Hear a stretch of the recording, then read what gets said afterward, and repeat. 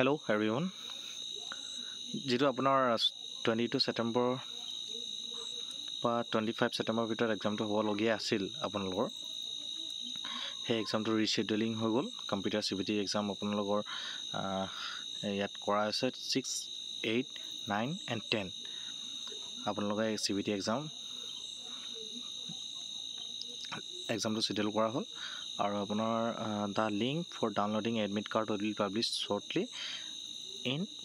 OIL's website আপোনালোকৰ ৱেবছাইটটো হয় এইটো সো ইয়াতে আপোনালোকৰ এডমিট কাৰ্ডখন ডাউনলোড হ'বলৈ বেছি সময় নাই মানে একচুয়ালি আপোনালোকৰ বহুত জলদি অতি সোনকালে আপোনালোকৰ এডমিট কাৰ্ডটো আপোনালোক ডাউনলোড কৰিব পাৰিব সো সৰুকৈ এটা ভিডিঅ' বনাই দিলোঁ মই এখন নটিফিকেশ্যন পাইছিলোঁ